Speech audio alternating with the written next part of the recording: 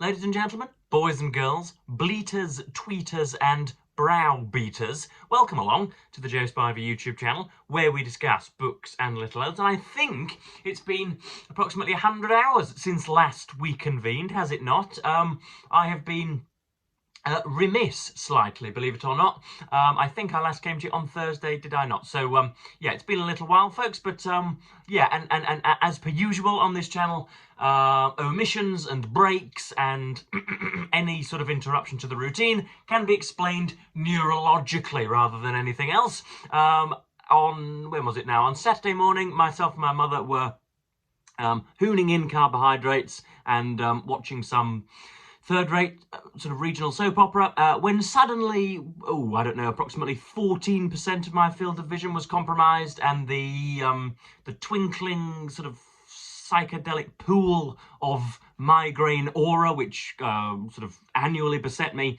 was coming home to roost. And I knew then that I had to down tools and prostrate myself on the bed for a good 2 hours, and then close my eyes so that my brain was given a slight chance of not being completely overawed by this phenomenon. Again, if you are new to this channel, I do suffer from migraines, and crazy though it may sound, the anticipation of the migraine is almost worse and almost more harrowing than the migraine itself. In other words, when first the vision starts to tinkle, when I have two hands out in front of my face and 2 or 3 fingers of my right hand are being, as I say, compromised or are hidden from me, that is when I fear the worst occasionally. And as I say, I take to my bed. But having read a great deal into it, it is some sort of neurological attack. It's a sort of a synaptic blitzkrieg, if you will, and I should not be surprised if my speech and my reading comprehension and other things for the days following aren't quite what they should be and ought to be. You know, I'm not looking to set the world on fire today. I'm not looking to storm barns, but I am back. I am very much back. And yeah, yesterday was a bank holiday here in the United Kingdom, which means that everybody often hangs bunting from their windows and watches traditional television and munches traditional fare, F-A-Y-R-E.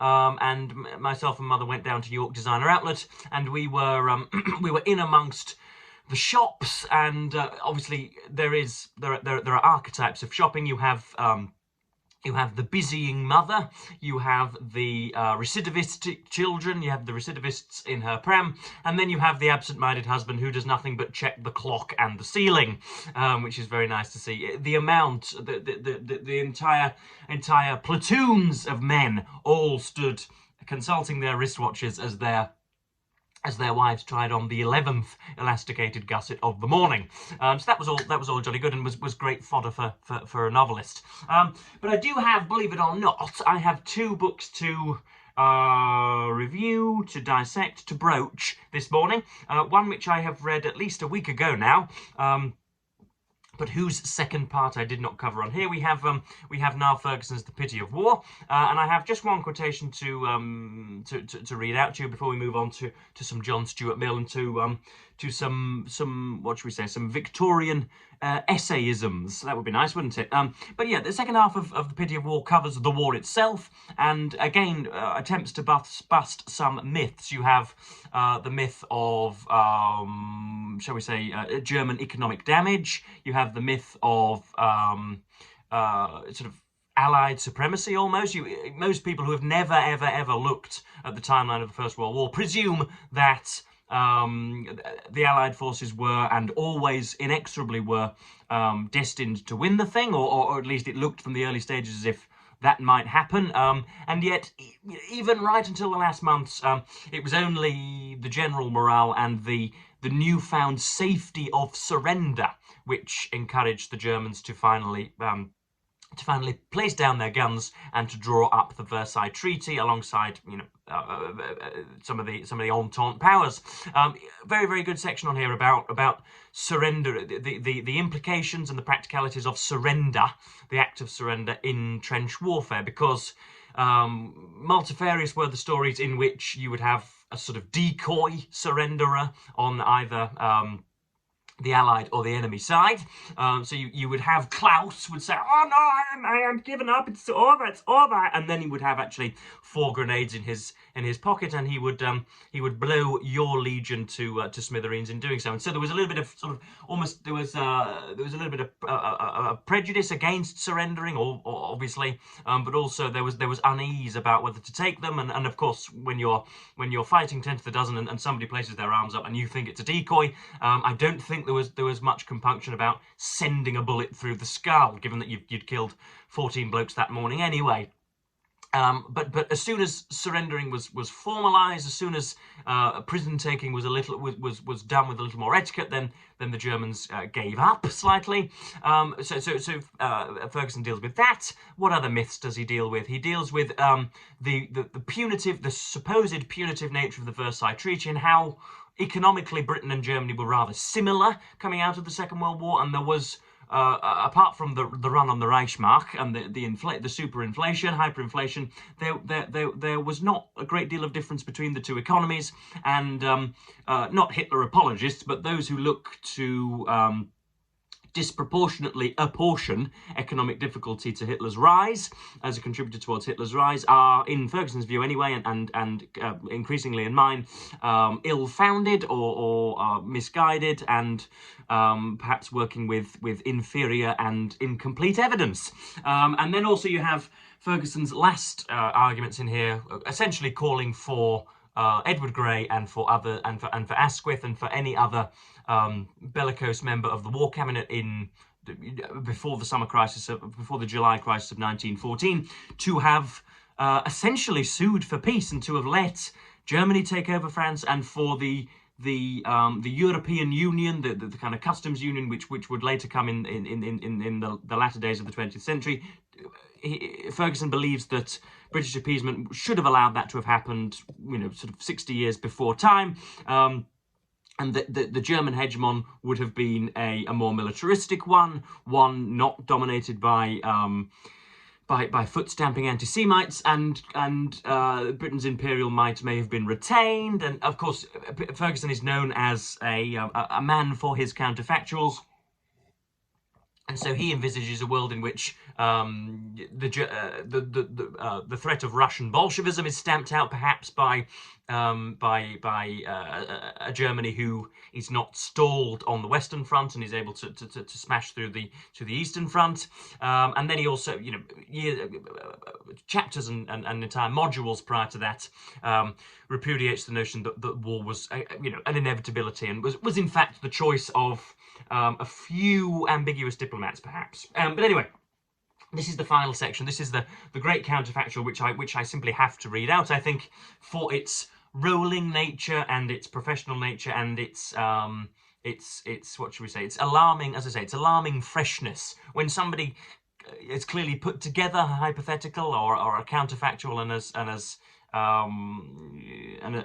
has made it more realistic, I suppose, by their very professionalism. I'm not altogether sure what I'm talking about, but that's because my brain has been fettered by disease. Had Britain stood aside, even for a matter of weeks, continental Europe could therefore have been transformed into something not wholly unlike the European Union we know today, but without the massive contraction in British overseas power entailed by the fighting of 2 world wars. Perhaps, too, the complete collapse of Russia into the horrors of civil war and Bolshevism might have been averted, though there would still have been formidable problems of rural and urban unrest, a properly constitutional monarchy following Nicholas II's probable abdication, or a parliamentary republic would have stood more chance of success after a shorter war. And there plainly would not have been that great incursion of American financial and military power into European affairs, which effectively marked the end of British financial predominance in the world. Granted, there might still have been fascism in Europe in the 20s, but it would have been in France rather than in Germany that radical nationalists would have sounded most persuasive. This would have come as no surprise. The French right had been far more noisily anti-Semitic than the German before 1914, witness the De Vries affair. And perhaps in the absence of a world war's economic strains, the inflations and deflations conditions of the early 20s and 30s would not have been so severe. With the Kaiser, this is the best part, with the Kaiser triumphant, Adolf Hitler could have eked out his life as a mediocre postcard painter and a fulfilled old soldier in a German-dominated Central Europe, about which he could have found little to complain. And Lenin could have carried on his splenetic scribbling in Zurich, forever waiting for capitalism to collapse and forever disappointed. It was, after all, the German army which gave Hitler not only his beloved front experience, but also his introduction to politics and public speaking immediately after the war. It was also the German army which sent Lenin back to Petrograd to undermine the Russian war effort in 1917. It was ultimately because of the war that both men were able to rise to establish barbaric despotisms which perpetrated still more mass murder. Both saw it as conclusive proof of their conflicting but complementary theories, that the Jews were intent on destroying the Aryan race, that capitalism was bound to self-destruct. In the final analysis, then, the historian is bound to ask if acceptance of a German victory on the continent would have been as damaging to British interests as Grey and other Germanophobes claimed at the time, and as the majority of historians have subsequently accepted. The answer here is that it would not have been. Eyre Crow's question had always been, should the war come and England stand aside and Germany and Austria win, crush France and humiliate Russia, what will then be the position of a friendless England? The historian's answer is better than that of an exhausted England in 1919. Now, there are obvious caveats to draw in that if Britain had not fought and then seen currency decline and seen her platform in the world lowered, then of course everybody would counterfactually have been vying for warfare that eventually was brought about in 1914. So that's the pity of war by Niall Ferguson. Next up we have John Stuart Mill, and I have this week in parts, in sort of distracted and half-hearted parts, I have read The Subjection of Women. Of course, I was never even going to attempt reading On Liberty because it had been tattooed by a previous owner. I am not an owner of a dog, nor have I ever been. I find them to be, at a distance, rather cute and cuddly, but for some reason they have a desire to ravish the flesh from my thigh whenever I go within 2 feet of them, and so we have myself and dogs generally, especially the more pugnacious types, have a strange relationship, given that they often nap at the heels. But I imagine dog owners sometimes, if you have got one from a shelter, or essentially if you haven't raised them from puppies, you will see the mark of a previous owner. Maybe they're misbehaving slightly, or maybe they leave stools on the radiator rather than in their little bowls. Maybe they other such aberrations which I will not go into. But occasionally you see the work of a previous owner. You see the wrongfulness of a previous owner. Well, I present to you the inexcusable wrongfulness of a previous owner. Look at this. Look at that. That renders On Liberty unreadable to Joseph Edward, I'm afraid. Look at all this. And, of course, the annotations were done in pen, which means that even if I was so minded, I cannot go through and erase all of their scribble. And, of course, it would appear that the previous owner was even shakier of wrist than I, because that is not legible to anybody but a graphometer. So I haven't read On Liberty, even though I would like to. I've read it before, years ago for university, and found it to be dull. But then anything that wasn't bouncing and covered in caramel was also rather dull to me at university. So that doesn't make On Liberty conspicuous. But yeah, I have read The Subjection of Women, which is 100 pages, and so should usually take a decent reader a day to a day and a half, maybe. Or if you are speedier than myself, then maybe a few hours. But it is very, very important. Published in 1869, and the introduction does a great job of furnishing readers with context, as it should, and indeed of examining and analysing that. But we have The Subjection of Women, and we have here a book or a monogram on in 3 parts, chapters 1, 2, and 3. Neither of which can be, I think, obviously segmented. I don't think that chapter 1 deals with a particular issue, and chapter 2 a second issue, and chapter 3 a third issue. I don't really see how it was that it came to be partitioned. I suppose the first one does deal with the equalisation of women's servitude with plebeian servitude of the past. But apart from that, Locke sprinkles materials from all of his different arguments in every single chapter. Whenever there was a paragraph break, I couldn't help but feel as if it all could have gone on as one fine monolith. But it is in 3 chapters, I suppose, to help modern readers who like to segment things and therefore give themselves reading objectives. But I've got quite a few sections to read out with you, and we can comment with them as I go. Of course, Mill's writing is sort of, how might we begin? It is sort of serpentine, and it is clause heavy. I don't know what premiums were placed on the full stop in Victorian England, but they must have been high because they used them seldom and warily. Never use a full stop when you can use a comma, according to John Stuart Mill and whoever else. But it's a sort of, I would call it a rotund style, a really grandiose style, a very sort of spectacularly self-satisfied style. We like that in skilled writers. We like it when they are gloating on the page, when they're showing off. But indeed, if only you have read Colleen Hoover and J.K. Rowling up to this point, of course, this may as well be written in Hebrew, because it will be incomprehensible. But if indeed you like the slow rumble of Anthony Trollope or the jagged enterprise of George Eliot, then indeed you will also be at home in the writing of John Stuart Mill. It is philosophy, but it is prescription, and it is I don't know. It's odd as well reading this in 2025. Reading it in 1875 would of course have been different, when most of the actual problems have been solved. Of course, women's rights are still denigrated and are still being rolled back, especially in the red-hatted hellscape of the United States, but legal equality, statutory equality, and pecuniary equality, financial equality, has been granted to women. And of course, that doesn't mean that there aren't difficulties in social parallels or whatever. But I should say that 70% of the base subjections that are outlined in Mill's book have been swept away in the years. Of course, my saying that in a university seminar would result in my dismemberment and my being hanged from a flagpole. But I think I've got more shrewd and discerning viewers than that.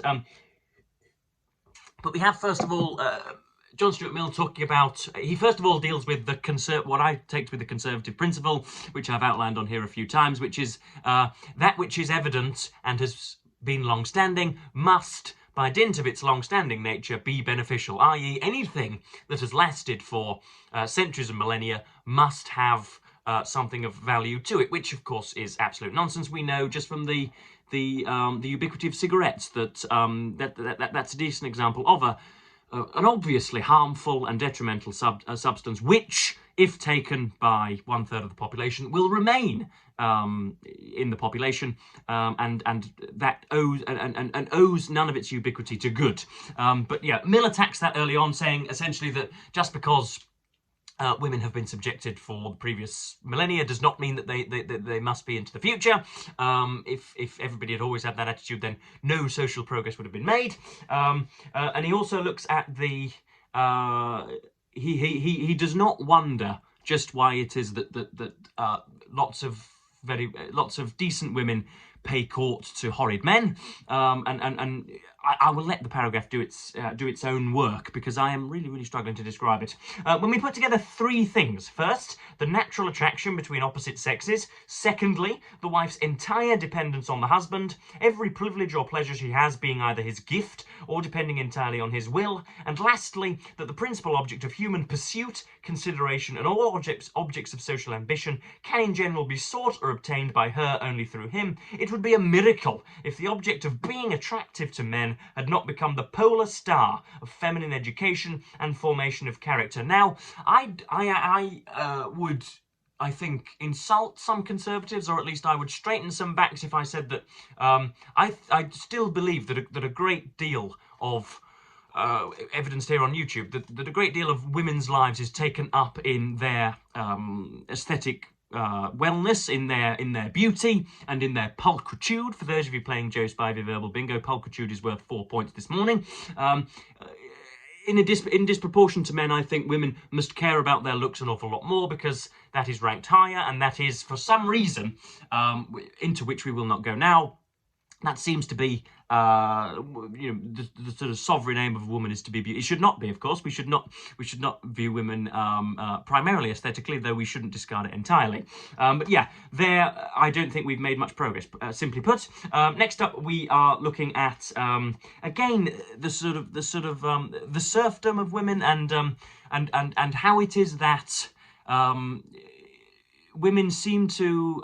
Again, I'll let the passage do its own work because I haven't the foggiest idea just what is happening to my brain, but I cannot, for love nor money nor all the toffee in Christendom, describe what it is that I have read. It is part of the irony of life that the strongest feelings of devoted gratitude, of which human nature seems to be susceptible, are called forth in human beings towards those who, having the power entirely to crush their earthly existence, voluntarily refrain from using that power. How great a place in most men this sentiment feels, even in religious devotion, it would be cruel to enquire. We daily see how much their gratitude to heaven appears to be stimulated by the contemplation of fellow creatures to whom God has not been so merciful as he has to themselves. Again, I will let you draw your own conclusions, but can we get one more passage read out? I don't think we're going to bother with that because that talks about Mill's union with his own wife. But yeah, that's the Subjection of Women. Again, I would, of course, recommend it because John Stuart Mill is immensely quotable, but it is straight, as with Thomas Paine and with Mary Wollstonecraft and others. Whenever I read these tracts, whenever I read Mill on the Subjection of Women or whatever, I find that unless I take copious notes, I can't really there we are, on the hour of 11 p.m, the beep. I cannot really lay out my thoughts very clearly. When it's a novel, for some reason, I can outline the characters and I can show you the undulations of plot, but when they are dealing entirely with just one subject, no matter how momentous, for some reason my mind tends to go blank. We saw this with we've seen this with other tracks in the past. So yeah, I would recommend the Subjection of Women, even though I'm not advertising it very well.